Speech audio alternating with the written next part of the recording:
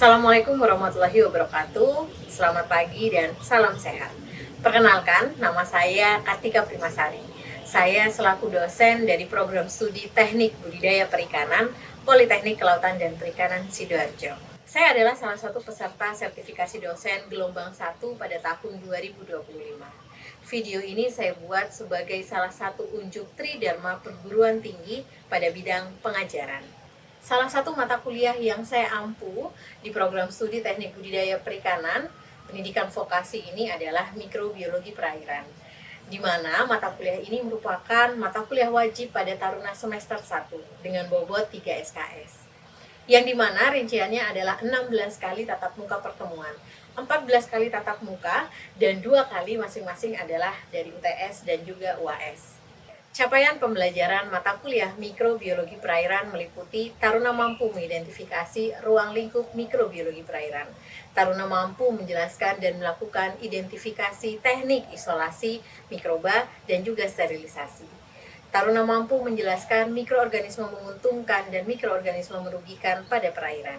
Serta taruna dapat menjelaskan pemanfaatan mikroba pada bidang industri perikanan. Mata kuliah mikrobiologi perairan akan membahas kaitan dengan jenis, peran, dan dinamika mikroba, baik yang menguntungkan seperti bakteri pengurai dan juga plankton, maupun yang merugikan seperti patogen terhadap penyakit. Ilmu ini menjadi dasar dalam pengelolaan kualitas air, pengendalian penyakit, serta penerapan teknologi ramah lingkungan, seperti probiotik dan sistem bioflok, sehingga akan menunjang keberhasilan budidaya perikanan secara berkelanjutan. Di akhir kuliah, taruna akan dapat merefleksikan dasar ilmu mikrobiologi dan aplikasinya pada budidaya perikanan dan teknologi yang terkait. 3 komponen utama dalam proses pembelajaran ini adalah delivery, interaction, dan juga assessment. Di mana untuk delivery, saya memberikan materi dan RPS yang dapat diunduh langsung oleh taruna pada aplikasi Siakat Politeknik Kelautan dan Perikanan Sidoarjo. Materi yang saya berikan didukung dengan beberapa media pembelajaran berupa video, kuis interaktif, dan juga Canva sebagai media pendukung. Interaction di sini adalah melibatkan komunikasi 2 arah antara dosen dan taruna berupa diskusi dan juga tanya jawab. Assessment yang saya lakukan merupakan assessment proses, di mana assessment proses ini bisa dilakukan melalui kuis dan juga tugas proyek individu maupun kelompok, serta penilaian sikap dan juga keterampilan. Sedangkan untuk assessment sumatif akan saya lakukan pada UTS dan juga UAS. Metode pembelajaran yang saya gunakan adalah blended learning dan juga experiential learning, di mana untuk blended learning menggabungkan pembelajaran tatap muka dan juga pembelajaran daring. Experiential learning diterapkan melalui praktikum, kerja lapangan, dan juga magang yang sangat relevan untuk program studi teknik budidaya perikanan yang menuntut pemahaman praktik langsung di lapangan. Referensi yang saya gunakan adalah buku referensi karya para ahli dan juga artikel jurnal bereputasi yang tentunya memiliki nilai kebaharuan sehingga taruna mampu mengikuti perkembangan ilmu pengetahuan dan teknologi saat itu. Berikut adalah video pembelajaran saya terkait mikrobiologi perairan yang dimana saya terapkan pada taruna tingkat 1 dan materi yang saya bahas adalah materi pada pertemuan ke-13 yang dimana membahas kaitan dengan mikroba yang merugikan pada budidaya perikanan.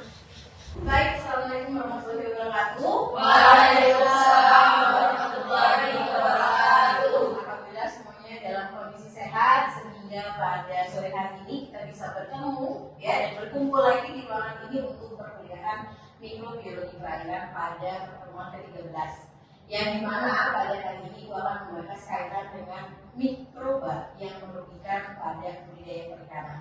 Masih ingat tidak beberapa mikroba yang merugikan pada bidang atau pada budidaya perikanan? Masih Apa? Coba ini. Vibrio, Bu. Vibrio biasa dia menginfeksi pada apa? Itu pada bakteri di air kan. Vibrionya kan bakteri. Ya. Vibrionya menginfeksi apa? Kan Ikan, udang, udang. pada udang. Yang lain? Ada yang masih ingat? Ada mikroba apa yang merugikan pada perairan budidaya? Ada yang masih ingat? Yang lainnya selain Vibrio? Coba angkat tangan yang masih ingat. Roslina? Parahemoliticus, Bu.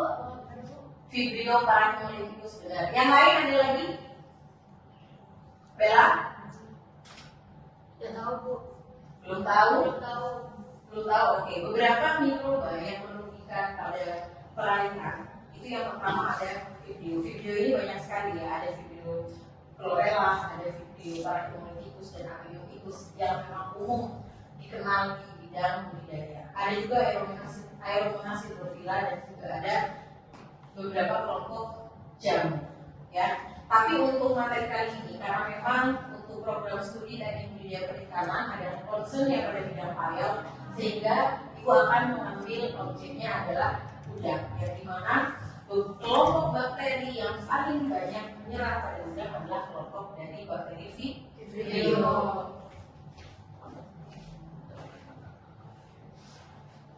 Oke, ini adalah materi yang pertama, ancaman Vibrio pada tambak budidaya udang. Di mana Vibrio ini bersifat oportunistik. Ya, di situ ada bersifat oportunistik. Ada yang tahu apa maksud dari bersifat oportunistik? Adik semuanya di materi slide kedua ini ya kan, di sini Bu menuliskan bahwasanya Vibrio itu bersifat oportunistik. Apa sih Bu maksudnya? Maksudnya adalah sejatinya Vibrio ini memang sudah ada dalam perairan. Namun ketika lingkungan mendukung untuk dia terus bertumbuh semakin banyak, maka dia akan bersifat merugikan. Ya, karena memang berdasarkan teori dan kejadian di lapangan, ketika Vibrio jumlahnya di atas 10 pangkat 4 CFU per mili, maka ini mampu untuk menginfeksi udang. Pada bagian mana Vibrio akan menginfeksi udang? Pada bagian pankreas. Tentunya ketika Vibrio ini menginfeksi udang, akan ada perubahan perilaku dan juga gejala fisik. Oleh karena itu pada budidaya udang, ya, langkah pencegahan dan juga pengendalian itu adalah langkah yang harus dilakukan oleh para pembudidaya. Jadi jangan sampai nih, oh ternyata dari awal pengecekan parameter kualitas perairan semuanya oke, tapi tiba-tiba, ya kan, ada hal-hal yang mungkin kita pikir simpel seperti turunnya hujan atau segala macam. Padahal turunnya hujan ini bisa membuat salinitas perairan menjadi lebih tinggi, ya. Terus mengabaikan begitu saja, tidak dilakukan proses pengapuran setelahnya. Akhirnya ini akan menyebabkan tumbuhnya Vibrio yang semakin tinggi. Kenapa semakin tinggi? Nanti akan dibahas di slide selanjutnya. Nah, Vibrio adalah kelompok bakteri gram negatif yang banyak ditemukan di lingkungan perairan dan termasuk sifatnya halofilik. Bakteri yang sifatnya halofilik adalah bakteri yang mampu hidup pada rentang salinitas yang kuat atau lebar, yang dimana Vibrio itu mampu tumbuh pada kondisi salinitas 20 sampai dengan 40 ppm, dan dia akan tumbuh baik pada pH 6,5 sampai dengan basah atau 8,5. Bahkan penelitian terbaru menyatakan bahwasannya Vibrio ini, ya, dia mampu menginfeksi atau dia mampu bertahan hidup pada kondisi pH 9,3. Selanjutnya, tadi Ibu sampaikan bahwasanya Vibrio ini bersifat oportunistik, sejatinya ada pada perairan. Kenapa seperti itu, Bu? Kenapa? Karena memang sejatinya dia bersifat sebagai decomposer. Kelimpahan bakteri Vibrio di perairan tambak merupakan masalah serius yang dapat memicu penyakit pada udang. Bakteri ini bisa menyebabkan penyakit fibriosis yang menyerang udang dalam kondisi lemah. Karena awalnya tiba-tiba diserang oleh Vibrio. Menurut kalian apakah tiba-tiba Vibrio ini langsung menyerang pada udang? Tidak, ya. Kenapa? Kenapa tidak? Udang terinfeksi Vibrio pada saat kondisi udang mulai lemah. Kenapa bisa seperti itu? Karena adanya perubahan dari beberapa parameter kualitas perairan. Ya, ketika ada nilai-nilai parameter kualitas perairan yang nilainya di ambang batas atau di bawah nilai optimal, ini akan mempengaruhi udang. Udang akan lemas, ya, yang akhirnya kondisi lemas inilah, ya, Vibrio meninggi. Ini yang akan memudahkan Vibrio untuk masuk ke dalam tubuh udang. Kelimpahan bakteri Vibrio ini berhubungan erat dengan kualitas air tambak dan juga kondisi lingkungan di sekitar tambak. Tingginya bahan organik juga dapat mempengaruhi pertumbuhan populasi bakteri Vibrio. peningkatan populasi Vibrio yang telah mencapai 10,4 CF per mili dan melebihi populasi bakteri yang lain, maka dipastikan akan terjadi penurunan tingkat telurus hidupan udang. Adik-adik, apakah iya Bu pada 10,4 CF per mili? Ini sebagai standar yang ada. Namun nyatanya, faktanya pada lapangan ada beberapa kelompok bakteri Vibrio yang mampu menginfeksi udang pada tingkat 10 pangkat 5 sampai dengan 10 pangkat 6.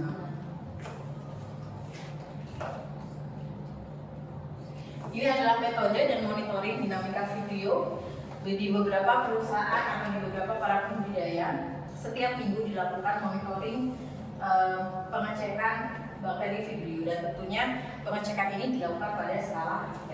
Ketika dilakukan pengecekan monitoring bakteri akan dilakukan dua, menggunakan media TCBS dan juga menggunakan media TSA.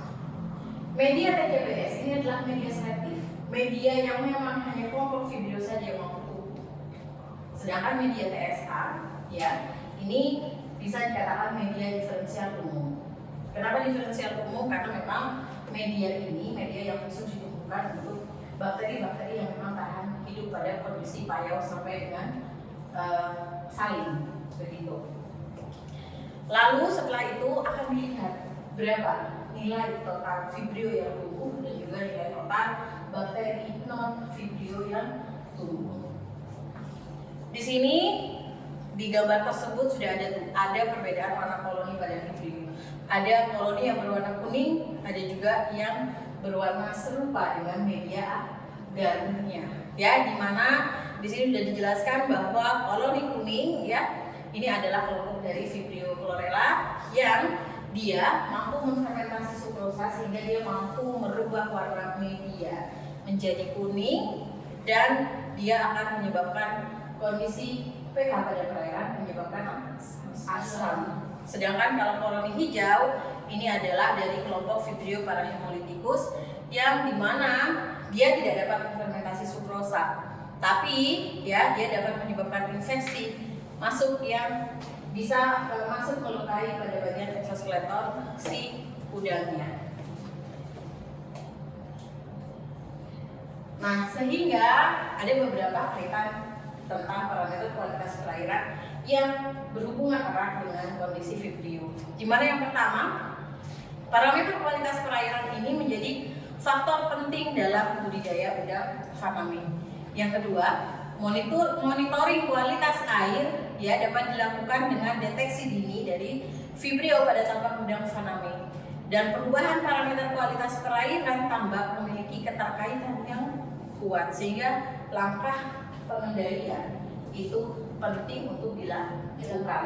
Langkah monitoring pada budidaya tambak tidak hanya sekedar monitoring parameter kualitas perairan, tapi monitoring pada skala laboratorium untuk mengecek bagaimana kondisi bakteri yang ada di dalamnya, jenis apa saja itu juga penting.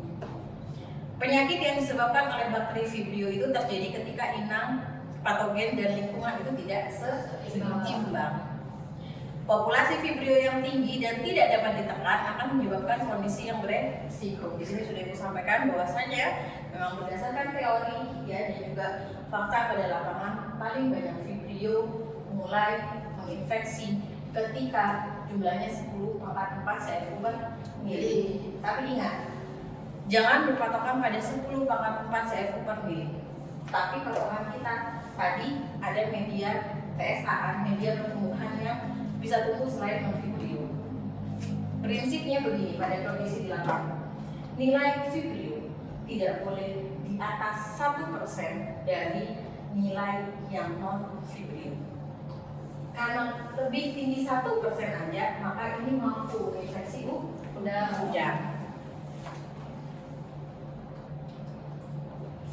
Batas maksimal total Vibrio tidak lebih dari 1 kali 10/4. Sedangkan batas maksimal yang paling tinggi lainnya itu adalah 10/6.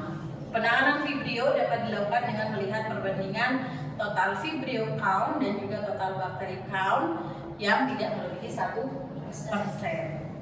Apabila total Vibrio lebih tinggi dari total bakteri, maka dapat dilakukan penambahan bakteri Bacillus. Ya kan?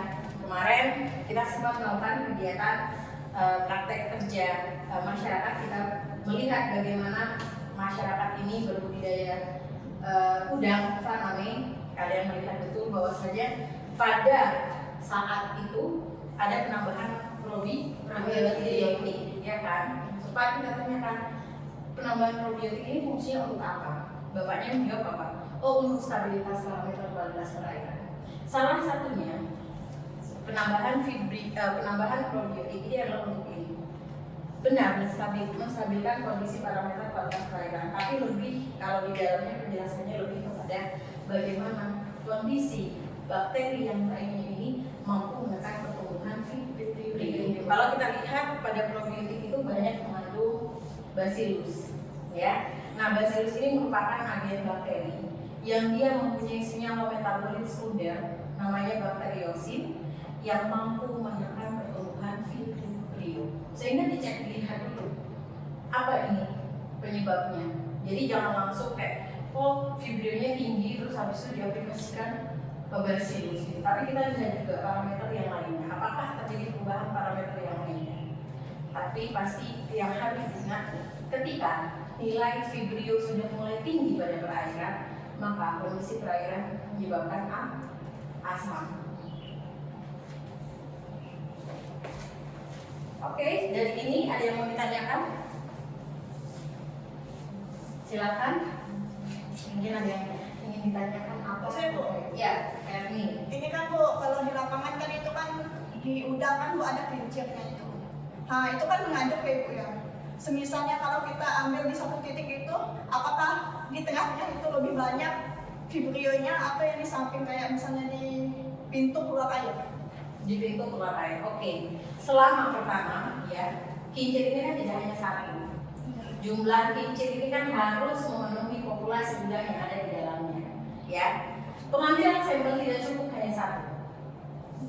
Pengambilan sampel harus pada minimal 4 titik, ya. Kalau tambah kalian bentuknya persegi, ya, maka titik pengambilannya minimal 4. Tetapi kalau tambah kalian bentuknya bulat, ya, boleh minimal 3. Kenapa? Karena kalau kolamnya bulat, maka tidak ada titik buta. Semuanya terair rasi. Tapi kalau pada persegi, ya, tidak cukup hanya 4. Karena kenapa? Misalnya kita mau ambil pada daerah sentral green, tentu dia akan jauh lebih tinggi. Kenapa? Karena itu kan pembuangan. Sehingga harus mampu mewakili yang lainnya. Karena kenapa? Karena pada tambang budidaya yang persegi itu kan akan ditemui titik buta, titik di mana dia tidak terair transpirasi. Ya, ada yang lain? Boleh nanya lagi Bu? Ya. Ini Bu, kan kalau kita baca di jurnal itu kan Vibrio itu kan ada kaitan dengan plankton, itu kaitannya apa? Oke, Vibrio apa kaitannya dengan plankton? Oke. Vibrio ini berkaitan erat dengan plankton, terutama pada beberapa jurnal terbaru sudah menyatakan bahwasanya Vibrio berkaitan erat dengan BDA. Tahu pada BDA? Blue Green Algae. Berbahaya tidak pada perairan? Berbahaya ya ketika nilainya melebihi batas ambang. Nah, adanya BDA ini, ya, BDA ini mampu menyebabkan nilai penurunan kualitas perairan. Salah satunya adalah bukan menurunkan, tetapi lebih meningkatkan kondisi salinitas. Ketika nilai BDA banyak, kondisi salinitas itu masih tinggi, yang akhirnya ini akan mengundang dan menyumbang Vibrio untuk tumbuh semakin banyak, sehingga saling ada temannya yang simbiosis mutualisme. Gitu. Ada lagi yang lain? Oke, Bella. Itu kan di slide itu dijelaskan untuk yang menekankan pertumbuhan itu memakai probiotik Bacillus ya Bu. Apa ada yang lain Bu mungkin obat-obatan yang lain? Oke, di sini hanya menyebutkan secara simpel saja, salah satunya Bacillus, ya kan. Kalau memang paling banyak diaplikasikan Bella itu adalah dengan probiotik. Tapi probiotik ini kan tentu banyak jenisnya dan juga kandungan probiotik itu banyak. Ya, jadi Ibu apakah memang probiotik? Iya, tapi ada juga yang memang kultur bacillus langsung bisa ditaruh, nah gitu.